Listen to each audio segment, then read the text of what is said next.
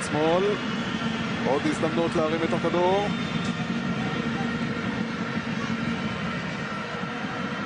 הרנללה צריך לרוץ אחרי הכדור הזה, גם מסובב אותו יפה. ממש היורד כדי לעזור להגנה. ומרחיק את הכדור עד אבוטבול. זה גול. וזה הולך פנימה! זה הולך פנימה, ובסופו של דבר 10 דקות לסיום, הנגיעה של זהבי היא זו שעושה את ההבדל בין הפועל תל אביב לקריית שמונה. נגיעה של זהב ו-1-0 להפועל תל אביב. מה, תמשיך לדבר, אני לא מקבל פרשן גול כזה, תן להם לראות את האלוהים החוזרים וליהנות. אין פה מה להסביר, אלה דברים שלא קורים תוך כדי משחק, אין פה מה להסביר. תראו את האלוהים החוזרים, תהנו, אני סותם. איזה יופי.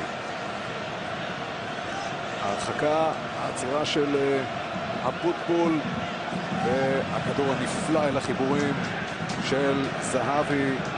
80 דקות של 0-0, והפועל תל אביב שוברת את הכדור.